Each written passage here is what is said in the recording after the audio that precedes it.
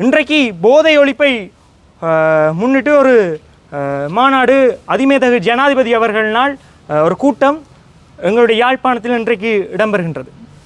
ஆனால் நாங்கள் கேட்கின்ற கேள்வி என்னவென்றால், இந்த ஜனாதிபதிக்கு, எங்களுடைய தற்போதைய ஜனாதிபதி அவர்களுக்கு ஒரு 5 நிமிடங்களை ஒதுக்கி செம்மணியில் படுகொலை செய்யப்பட்டு பச்சிளம் குழந்தையினுடைய எலும்பு எச்சங்கள் செம்மணியில் வந்த அந்த எச்சங்களை பார்வையிடுவதற்கு ஒரு 5 நிமிடங்கள் இல்லை.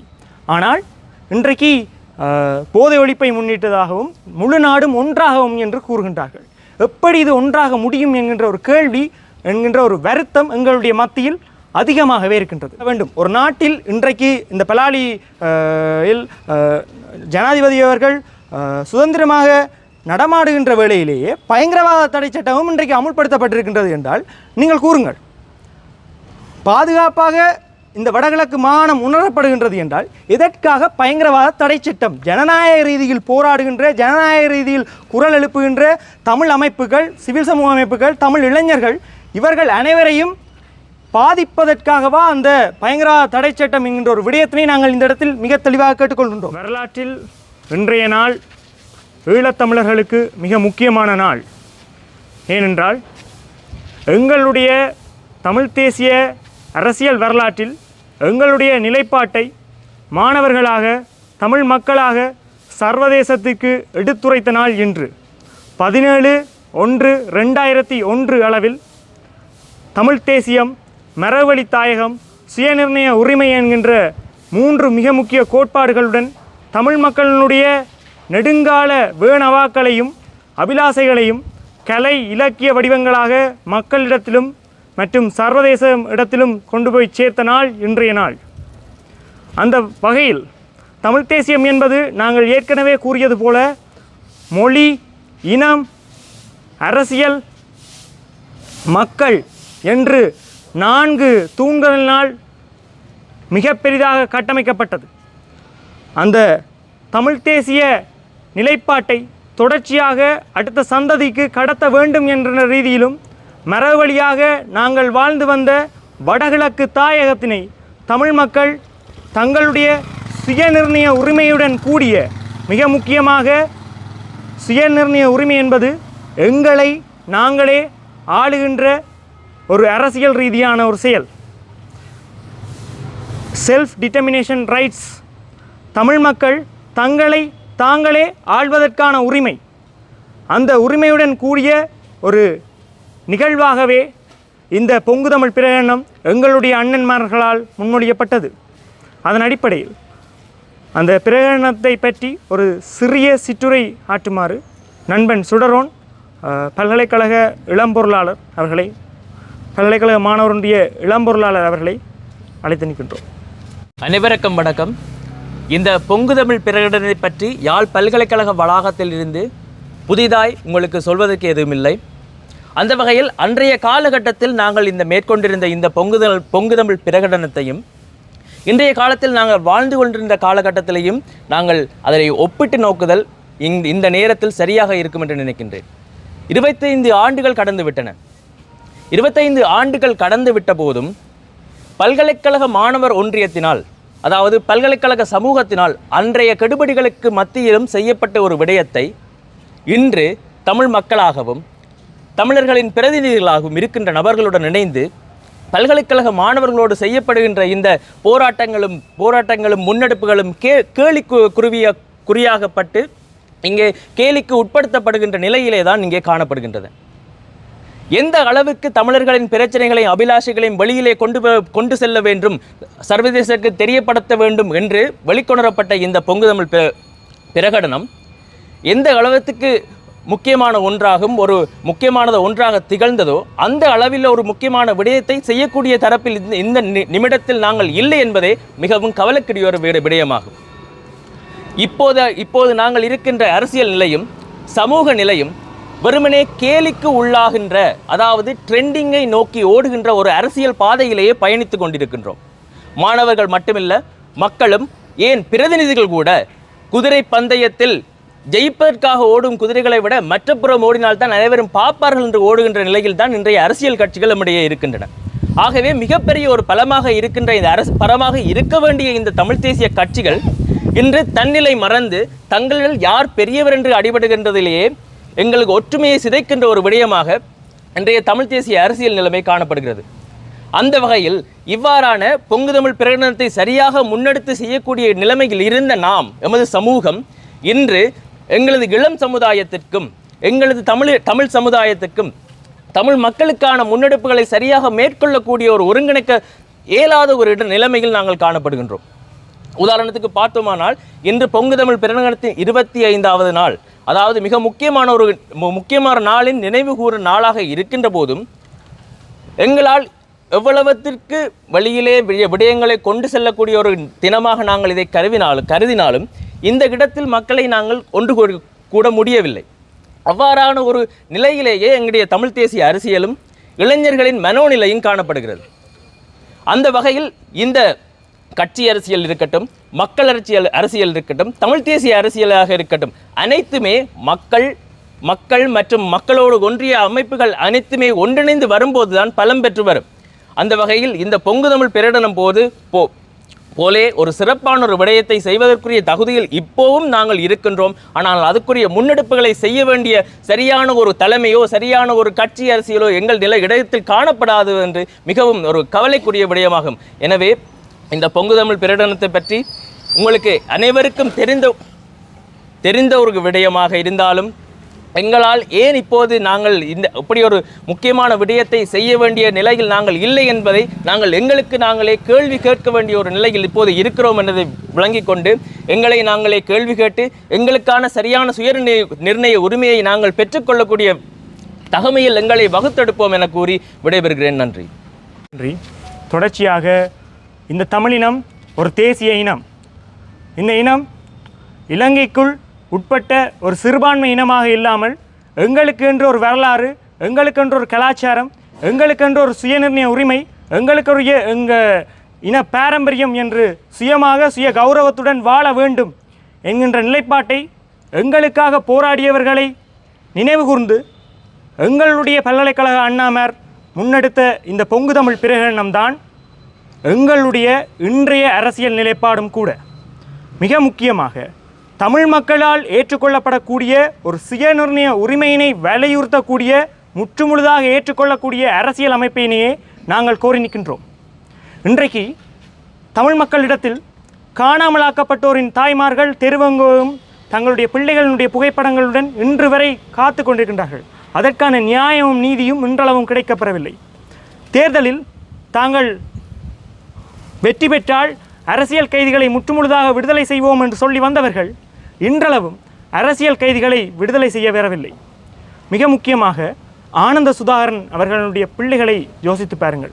இதுவரைக்கும் 4-5 ஜனாதிபதிகள் மாறிவிட்டார்கள். ஆனால் அந்த பிள்ளைகள் பார்ப்பதற்கு யாருமற்று, அதாவது அவர்களுடன் யாருமற்ற சூழ்நிலையிலேயே இன்றைக்கு இருந்து வருகின்றார்கள். இந்த நிலை எங்களுடைய மக்களிடத்தில் அன்றைய இளையர் சமுதாயத்திடம் இந்த பொழுதுபோக்கு அம்சத்துக்குள்ளும் தொலைபேசிக்குள்ளும் தொலைந்து போகின்ற இந்த இளைய சமுதாயத்தினம் இன்னும் பெரிதளவில் போய் சேரவில்லையோ என்கின்ற ஒரு மன வருத்தம் எங்களிடம் மிக அதிகமாகவே இருக்கின்றது.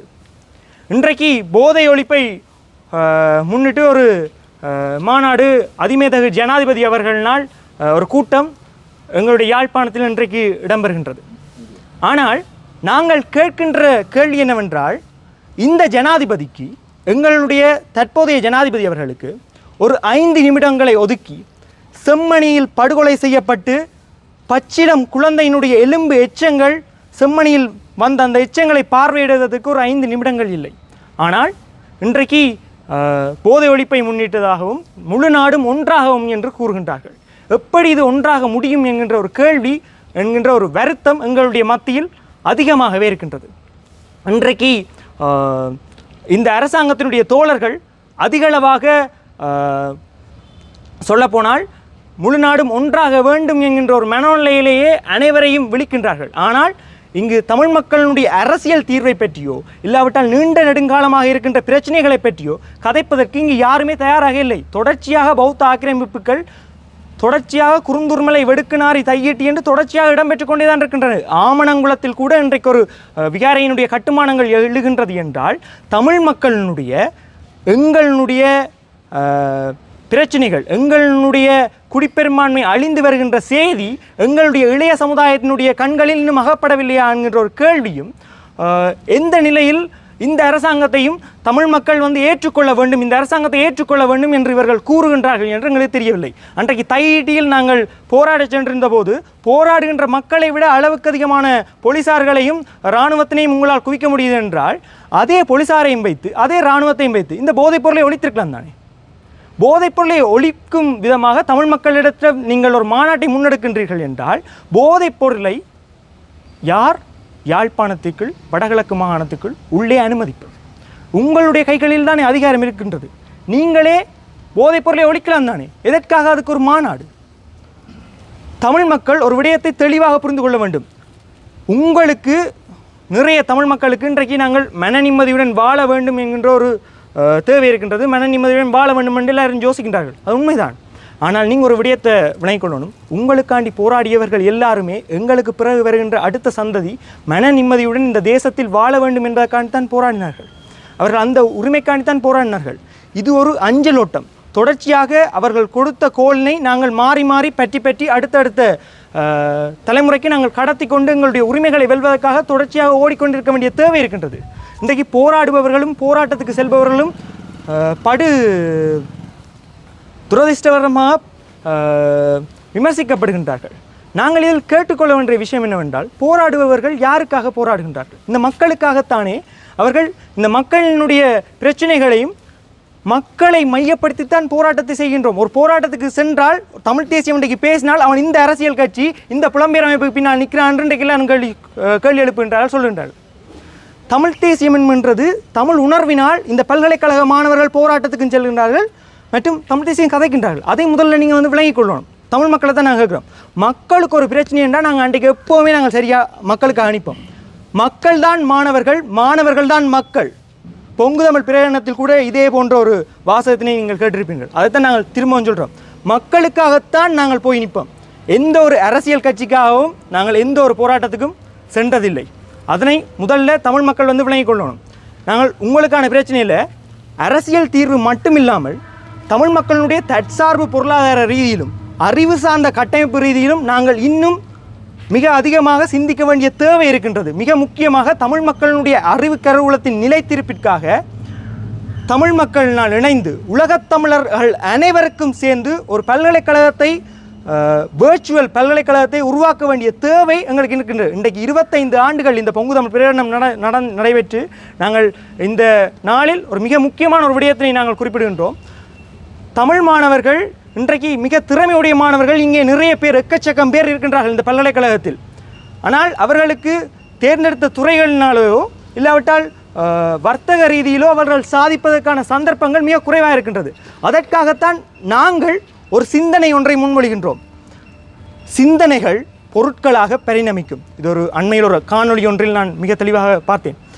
எங்களுடைய சிந்தனைகள் தான் அடுத்த கட்டத்துக்கு நாங்கள் என்ன செய்ய போகின்றோம் என்கின்ற ஒரு விடயத்தினை கொண்டு போய் சேர்க்கும். அந்த வகையில் இந்த தமிழ் மாணவர்களை வெளிநாட்டில் இருக்கக்கூடிய பேராசிரியர்களுடன் இணைக்கும் வகையிலும், அதே மாதிரி வெளிநாட்டில் இருக்கக்கூடிய எங்களுடைய தமிழ் மாணவர்களை இங்கே பல்கலைக்கழகத்தில் இருக்கக்கூடிய கற்றல் அறிவும் இருந்த பேராசிரியருடன் இணைக்க வேண்டிய ரீதியிலும் ஒரு கற்றல் ரீதியிலான ஒரு தளத்தினை உருவாக்க வேண்டிய தேவை எங்களுக்கு இருக்கின்றது.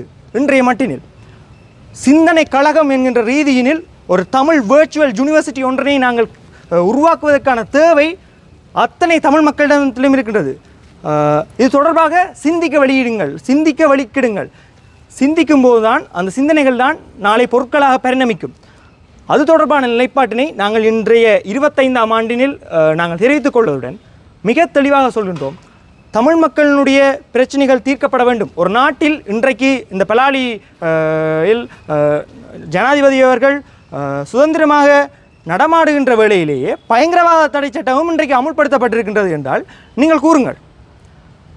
பாதுகாப்பாக இந்த வடகிழக்கு மாகாணம் உணரப்படுகின்றது என்றால் எதற்காக பயங்கரவாத தடை சட்டம்? ஜனநாயக ரீதியில் போராடுகின்ற, ஜனநாயக ரீதியில் குரல் எழுப்புகின்ற தமிழ் அமைப்புகள், சிவில் சமூக அமைப்புகள், தமிழ் இளைஞர்கள், இவர்கள் அனைவரையும் பாதிப்பதற்காகவா அந்த பயங்கரவாத தடை சட்டம் என்கின்ற ஒரு விடயத்தினை நாங்கள் இந்த இடத்தில் மிக தெளிவாக கேட்டுக்கொள்கின்றோம். அதனை தாண்டி இன்றைக்கு பயங்கரவாத தடை சட்டத்தை ஒழிப்போம் என்று சொல்லிவிட்டு இன்றைக்கு பயங்கரவாத தடுப்பு சட்டம் என்கின்ற ஒன்றை, பாதுகாப்பு தடுப்பு சட்டம் என்கின்ற ஒன்றை அமல்படுத்துவதற்கு தயாராக இருக்கின்றீர்கள். PSTA Prevention of State Terrorism Act என்ற ஒரு விடயத்தை பயன்படுத்துவதற்கு எத்தனித்துக் கொண்டிருக்கின்றீர்கள். இந்த நிலையில் தமிழ் மக்களை முழு நாடும் ஒன்றாக இணைந்து வாருங்கள் என்று சொல்வதற்கு எப்படி உங்களுக்கு மனசு வருகின்றது என்கின்ற ஒரு கேள்வியினை நாங்கள் இந்த இடத்தில் கேள்வி எழுப்புகின்றோம். காணாமல் போன பிள்ளைகளினுடைய அம்மாமார்களுக்கான பதில்களை கொடுக்க வேண்டியது இந்த அரசாங்கத்தினுடைய கட்டாய கடமை. என்றால் தொடர்ச்சியாக இந்த யுத்தத்தினுடைய விக்டிம்ஸாக இருக்கின்றார்கள், பாதிக்கப்பட்டவர்களாக, நேரடியாக பாதிக்கப்பட்டவர்களாக இன்றைக்கு வரையும் இருக்கிறார். அதற்கான தீர்வு இன்னும் கிடைக்கப்பெறவில்லை. ஐநா இன்றைக்கு ஒரு அறிக்கை ஒன்று வெளியிட்டிருக்கின்றது. இலங்கையில் நடைபெற்ற பாலியல் ரீதியான குற்றங்களுக்கான பதில்கள், முறையான விசாரணைகளோ நீதியோ இன்னும் கிடைக்கப்பெறவில்லை என்கின்ற ஒரு விடயத்தை தெளிவுபடுத்துகின்றது. மக்கள் முதலில் விழிப்படைய வேண்டிய தேவை இருக்கின்றது. மக்களை தாண்டி இன்றைக்கு எங்களுடைய வயது மட்டத்தில் இருப்பவர்களும் கூட, யுத்தத்துக்கு பிறந்தவர்களும் கூட முக்கியமாக விளங்கிக் கொள்ள வேண்டிய விடயம் ஒன்று இருக்கின்றது. என்னவென்றால், எங்களுடைய இனப்பிரச்சனையையும், இந்த இனப்பிரச்சனை தீர்க்கப்பட்டால்தான் இந்த நாட்டில் நாங்கள் வாழ்வதை பற்றி யோசிக்கலாம், இல்லாவிட்டால் அடுத்த கட்டம் அபிவிருத்தியை பற்றி நாங்கள் யோசிக்கலாம். இதை நாங்கள் முதலாவது விளங்கிக் கொள்ளணும். எங்களை நாங்கள் ஆளக்கூடிய ஒரு சுயநிர்ணய உரிமையுடைய ஒரு அரசியலமைப்பு உருவாக்கப்படும் போது பொருளாதார ரீதியாகவும் அறிவு சார்ந்த தளத்திலும் நாங்கள் வளர்வதற்கான ஒரு நிலைப்பாட்டினை நாங்கள் உருவாக்கி கொள்ளலாம். அதனை பற்றி முதலில் எங்களுடைய தமிழ் மக்கள், தமிழ் மாணவர்கள், இளைஞர்கள், யுவதிகள் சிந்திக்க வேண்டும். உங்களோட சிந்தனை தான் நாளைக்கு மிக முக்கியமான இடத்தில் எங்களை பிரதிபலிக்கும். தமிழர் தேசம் என்கின்றது ஒரு மிகச்சிறந்த சிந்தனை. அந்த சிந்தனையுடைய வெளிப்பாடுனால் எங்களுடைய அண்ணன்மார்கள் போராடினார்கள். அவர்களுடைய அந்த போராட்டத்தினை மக்களுக்கு கொண்டு சேர்க்க வேண்டும் என்பதற்காகத்தான் 25 ஆண்டுகளுக்கு முதல் எங்களுடைய பல்கலைக்கழக மாணவர்கள் பொங்குதமிழ் பிரகடனம் என்கின்ற ஒரு விடயத்தினை மிக முக்கியமாக எங்களுடைய 3 நிலைப்பாட்டுகளையும் முன்வைத்து தமிழ் மக்களுக்கு வெளிப்படுத்தினார்கள், உலகத்துக்கு வெளிப்படுத்தினார்கள். இதனை நாங்கள் புரிந்து கொள்ள வேண்டும். தொடர்ச்சியாக ஆசிரியர் இளம்பிறை அவர்களை நினைவுரை ஒன்றை ஆற்றுமாறு கேட்டுக்கொள்கிறோம். அன்பானவர்களே, இங்கு இந்த நிகழ்விலே இன்று கூடியிருக்கின்ற பெரும்பாலானவர்கள், நினைக்கிறேன் ஒரு சிலரை தவிர பெரும்பாலானவர்கள் இந்த காலப்பகுதியில் பிறந்திருக்க மாட்டார்கள். ஒரு சிலர் இந்த காலப்பகுதியில் சிறுவர்களாக இருந்திருப்பீர்கள், ஒரு சிலர் மட்டும் பங்கு பெற்றிருப்பீர்கள். எங்களுடைய தமிழீழ தேச விடுதலை வரலாற்றிலே இந்த பொங்குதமிழ் நிகழ்வு என்பது ஒரு முக்கியமான ஒரு இடத்தை பிடிக்கின்றது. இந்த பொங்குதமிழ் நிகழ்வு ஏன் செய்யப்பட்டது, எந்த காலப்பகுதியில் செய்யப்பட்டது, செய்யப்படும் போது என்ன தேவைக்காக செய்யப்பட்டது, செய்யப்படும் போது இந்த மண்ணிலே, இந்த வடக்கு மண்ணிலே, யாழ்ப்பாண மண்ணிலே, வன்னி மண்ணிலே என்ன நடந்து கொண்டிருந்தது என்பதை வரலாற்று ரீதியான உண்மைகளை நாங்கள் பார்க்க வேண்டி, இந்த பேர் எப்படி வந்தது, 2000 ஆண்டு காலப்பகுதியிலே நீங்கள் கேள்விப்பட்டிருப்பீங்கள். 2006ஆம் ஆண்டு இந்த வன்னியை கைப்பற்றுவதற்காக, வன்னி பெருநிலப்பரப்பை கைப்பற்றுவதற்காக எவ்வளவு பெரிய ஒரு இராணுவ முன்னெடுப்பு எடுக்கப்பட்டதோ, அதே போல் 2000 ஆண்டு காலப்பகுதியிலும் மிகப்பெரிய ரிவிரச என்று சொல்லப்படுகிற மிகப்பெரிய இராணுவ நடவடிக்கை முன்னெடுக்கப்பட்டது. வவுனியா பிரதேசத்திலிருந்து மூவ் பண்ணி கொண்டு வராங்க இராணுவத்தினர். வன்னியிலே பெரும்பாலான நிலப்பகுதிகள் கைப்பற்றப்பட்டு விட்டன. இங்கே வன்னி பிரதேசத்தைச் சேர்ந்த நிறைய மாணவர்கள் இங்கே கல்வி பயின்று கொண்டிருக்கின்றார்கள். அவருடைய குடும்பங்கள் மிகவும் நிற்கதியான சூழ்நிலை. இதனை விட எங்களுடைய மக்கள், எங்களுடைய போராட்டம் மிகவும் இக்கட்டான காலகட்டத்தில் வந்து கொண்டிருக்கிறோம் என உணர்ந்த ஒரு சிலர், முக்கியமாக நானும், அப்போது சிரேஷ்ட விருதான எங்களுடைய செம்மன்னான் சார் அவர்களும், ஒரு விரல் விட்டு எண்ணக்கூடிய நாடகரங்கத்துறையைச் சேர்ந்த மாணவர்கள் தான் இதை பற்றி சிந்திக்கின்றோம். 2000 ஆண்டு நடுப்பகுதியிலே நாங்கள் இது சம்பந்தமாக கொஞ்சம் கொஞ்சமாக நாங்கள் ஆரம்பிக்கின்றோம். உங்களுக்கு தெரியும், 2000 ஆண்டு யாழ்ப்பாணம் எப்படியான ஒரு இரும்பு கரங்களின் மத்தியிலே பிடியல்ல இருந்த என்பதை நீங்கள் அறிய மாட்டீர்கள். இந்த பல்கலைக்கழகத்துக்கு முன்னுக்கு இராணுவ முகாம், இந்த பல்கலைக்கழக நொதர்ன் சென்ட்ரல் ஹாஸ்பிட்டல் இருக்கிற இடத்துல இராணுவ முகாம், இந்த பல்கலைக்கழக பின்பக்கம் இராணுவம், இந்த கேட்டில் வந்து இராணுவத்தினுடைய காவலரன், அந்த கேட்டில் வந்து இராணுவத்தினுடைய காவலரன், எவரும் தேசியத்தை பற்றியோ விடுதலை புலிகளை பற்றியோ விடுதலை புலிகள் ஆதரவாளர் பற்றியோ இல்லை போருக்கு எதிராக சிந்திக்க முடியாத நிலை. ஆனால் வன்னியிலே நடைபெறுகின்ற போரை நிப்பாட்ட வேண்டும், நிறுத்த வேண்டும், இந்த போரை முடிவு கொண்டு வர வேண்டும், எங்களுடைய மக்களை பாதுகாக்க வேண்டும், எங்களுடைய விடுதலை போராட்டத்தை பாதுகாக்க வேண்டும். நாங்கள் ஒரு சிலர் மிகப்பெரிய அச்சுறுத்தல்கள் மத்தியிலே நாங்கள் இந்த பயணத்தை தொடங்கினோம். அந்த நேரம் எங்களுக்கு மிகப்பெரிய இங்கே சர்வசாதாரணமாக இங்கே இராணுவ புலனாய்வுத்துறையினர், இராணுவ போலீஸ் புலனாய்வுத்துறையினர் எல்லாரும் இங்கே வந்து போவார்கள். அப்போது இங்கே கட்டுப்பாடு இல்லை, யாரும் அங்கே செக்யூரிட்டி வந்து யாரும் மறிக்கல, அது ஒன்றும் செய்யல. அந்த காலப்பகுதியிலே நாங்கள் சிறிதாக நாங்கள் நினைக்கின்றேன் 2000 ஆண்டு நடுப்பகுதியிலே ஆரம்பித்து 2021 ஆண்டு அப்போது செம்மணி புதகுழி தோன்றுகின்ற நடவடிக்கையும் அப்போது இடம்பெற்றது. 2021 ஆண்டு 17ஆம் தேதி 2000 ஆண்டு நடுப்பகுதியில் அப்போது செம்மணி 99 ஆண்டு ஆரம்பித்த செம்மணி புதைகுழி வழக்கீடு அப்போது நடைபெற்றுகின்றது. அந்த நேரத்திலே நாங்கள் சிறிதாக மிகப்பெரிய அச்சுறுத்தல், அந்த மாணவர்கள் வந்து சரியாக பயந்தார்கள், மக்கள் பயந்தார்கள். நீங்கள் நம்ப மாட்டீர்கள், சிறிதாக கிட்டத்தட்ட 5-6 மாதம் நாங்கள் இந்த பணியை ஒவ்வொரு நாளும் மாலை நேரங்களிலே விரிவுரைகள் நிறைவுற்றவுடன் மாலை நேரங்களில் நாங்கள் ஒவ்வொரு மண்டபங்களில் இந்த மருத்துக்களில் இந்த கூடி அவர்களுக்கு மாணவர்களுக்கு விளக்கம் கொடுத்து சகல மாணவர்களை நாங்கள் தயார்படுத்தி யாழ்ப்பாணத்தில் இருக்கிற பட்டி தொட்டி உங்களுடைய வீடுகள், நீங்கள் பிறந்த வீடுகள் எல்லாத்துலேயும் வந்து உங்களோட அம்மா அப்பாவையெல்லாம் நாங்கள் வந்து சந்திச்சு நாங்கள் எல்லாம் இங்கேருந்து நான் வட்டுக்கோட்டை கார்னர் சகல வீடு, ஒரு வீடு கூட நாங்கள் விடவில்லை. சகல வீட்டுக்கும் போய் நீங்கள் வர வேண்டும், நாங்கள் உண்மையிலே நாங்கள் முன்வைத்த கோஷம் வந்து இந்த போர் நிறுத்தப்பட வேண்டும், நிபந்தனையற்ற வகையிலே விடுதலை புலிகளுடன் பேச்சுவார்த்தை நடத்த வேண்டும் என்ற அந்த நோக்கத்தை வச்சு தான் நாங்கள் செய்தாங்க. அதிலே தான் இந்த பிரகடனம் எங்களால் வாசிக்கப்பட்டது. நீங்கள் நம்ப மாட்டீர்கள், 2017 ஆண்டு தேதி நிர்ணயிச்சிட்டாங்க. நாங்கள் நிர்ணயிச்சிட்டோம் இந்த பொங்கு தமிழ் என்ற பேர் ஏன் வந்தது, இந்த போராட்டத்துக்குரிய பேரை நாங்கள் வைப்பதிலே கன முரண்பாடுகள் இருந்தது. ஒவ்வொருத்தரையும் இந்த பேர் வைங்க சார், இந்த பேர் வைங்க, இந்த பேர் வைங்க சார்ன்னு சொல்லி. உண்மையிலே இந்துக்களுக்கு மட்டுமல்ல, தமிழ் மக்களுக்கு, தமிழர் வாழ்வியலுக்கு ஒரு பொங்கல் நிகழ்வு என்பது ஒரு முக்கியமான நிகழ்வு, தனியே இந்துக்களுக்கு மட்டுமல்ல. ஆகவே நாங்கள் அதை அடைமானமாக வச்சு நாங்கள் பொங்கி அன்றைக்கு இந்த நிகழ்வை செய்வோம் என்னதான் நாங்கள் தீர்மானம் எடுத்தோம். பொதுவான தீர்மானமாக எடுக்கப்பட்டு அந்த பொங்கு தமிழ் என்ற பெயர் வந்து முன்வைக்கப்பட்டது. அப்போது சந்திரிகா அம்மையாருடைய தலைமையிலே ஜனாதிபதியாக இருந்தார், ரத்வத பிரதி பாதுகாப்பு அமைச்சராக இருந்தார். வன்னியிலே மிகப்பெரிய நகர்வுகள் நடந்து கொண்டிருக்கின்றது, மிகப்பெரிய அழிவுகள், மிகப்பெரிய சாவுகள். இங்கே ஒவ்வொரு நாளும் காணாமல் போனவர்களுடைய தொகையில் ஒவ்வொரு நாளும் அதிகரித்து கொண்டே இருந்தது. இந்த போராட்டத்துக்காக, இந்த முன்னெடுப்புக்காக நாங்கள் வெளிக்கிடும் போது பலர் மிரட்டப்பட்டார்கள். அப்படி இருந்தும் கூட சகல மாணவர்களும் களத்திலே இறங்கி வேலை செய்தபடியால் நான் நினைக்கின்றேன் 2000 ஆண்டு ஏற்பட்ட ஒரு மாணவர் எழுச்சி, 2001 ஆண்டு ஏற்பட்ட ஒரு மாணவர் எழுச்சி, 2001 ஆண்டு ஏற்பட்ட மக்கள் எழுச்சியை நாங்கள் வரலாற்றிலே காணவில்லை. நீங்கள் நம்ப மாட்டீங்கள், 2001 ஆண்டு 17ஆம் தேதி சந்திரிகா அம்மையார் அறிவிக்கின்றார்.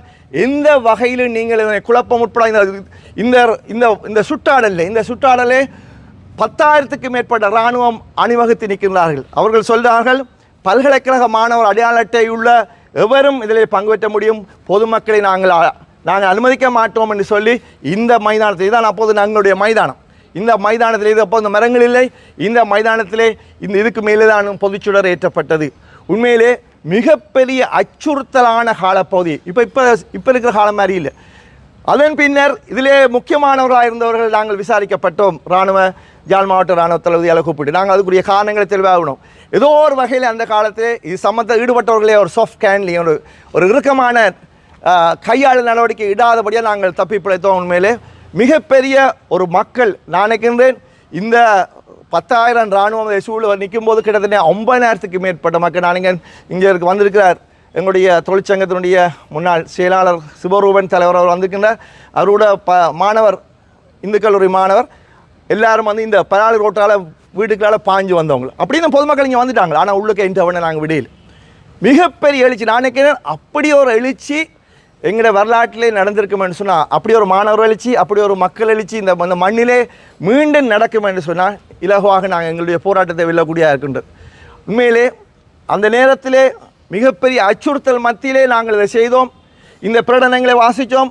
இதனைத் தொடர்ந்து இந்த போர் முடிவுக்கு 2002ஆம் ஆண்டு போர் முடிவுக்கு கொண்டு வரப்பட்டு ரணில் விக்ரமசிங்காவுடைய பிரதமருடைய தலைமையில் அவருடைய தலைமையிலான ஆட்சியிலே எங்களுடைய தேசிய தலைவருடன் பேச்சுவார்த்தை ஆரம்பிக்கப்பட்டது. இந்த வன்னியிலே மிகப்பெரிய அமைதியையும் கொண்டு வரத்துக்கு இந்த பொங்குதம் நிகழ்வு அந்த நேரத்தில் கை கொடுத்தது என்பதை நாங்கள் மறந்துவிட முடியாது. இந்த நிகழ்வு முடிந்த பின்னர் சமாதான கலாட்டங்களிலே தேசிய தலைவர் கூட எங்களை கூப்பிட்டு எங்களை சந்தித்தார். அவர் தன்னுடைய நன்றி அறிவித்தலை தெரிவித்தார். மிகப்பெரிய ஒரு போராட்டம். அந்த அணிதிரட்டை நினைக்கின்றேன் எங்களுடைய பல்கலைக்கழக வரலாற்றிலே 50 வருஷ பல்கலைக்கழக வரலாற்றிலே இப்படி ஒரு கிராமமாக குடும்பமாக வீடு வீடாக சென்று இந்த மாணவர் இவ்வளோ தூரம் வேலை செய்தார் என்று சொன்னார். கிட்டத்தட்ட 6 மாத அணிதிரட்டல் நான் சாதாரணமாக செய்யலை. 6 மாதத்துக்கு மேற்பட்ட அணிதிரட்டலை செய்தால் நாங்கள் கடைசியாக இதில் அணிதிரட்டோம். நான் இந்த மைதானத்திலே சகல மாணவர்கள் இந்த பல்கலைக்கழகத்திலே அப்போது 4000 மாணவர்கள் கல்வியேற்றுள்ளார்கள்.